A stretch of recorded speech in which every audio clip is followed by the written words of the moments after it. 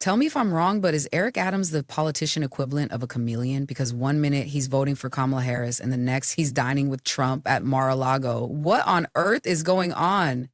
Ah, Ariat, the timeless tango between politics and self-preservation. Mr. Adams seems to believe in keeping his options as open as a buffet line. Right, because who needs consistency when you can have a political dalliance as confounding as a plot twist in a bad soap opera? Well, if you consider the pragmatics of governing a city like New York, you can understand his strategy. Securing federal funding can often mean keeping cordial relations with the current administration, regardless of previous political allegiances. You almost sound like you're defending him, Ralph.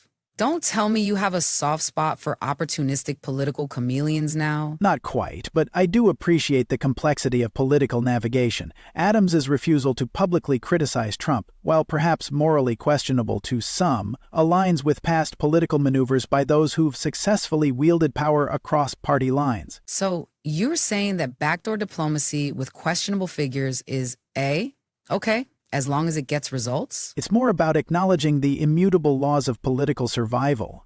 History has shown us that alliances shift like tides, and those in power must sometimes engage in unlikely partnerships to maintain their influence. Well, here's the problem with Adam's little tango. It's confusing as all heck, both for Democrats who see him cozying up to a polarizing figure like Trump, and for Republicans who wonder what Hess really getting at. Certainly, the optics are precarious, but from a legal perspective, the dropped charges against him could be seen as a strategic boon resulting from his efforts.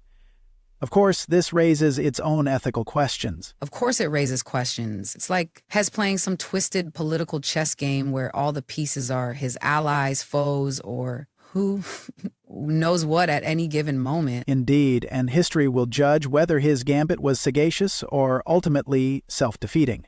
Those of us analyzing the present can only speculate based on the precedents we've seen before. Well, one thing's for sure. It'll give us plenty to talk about on aired news. Maybe next week, Adams will have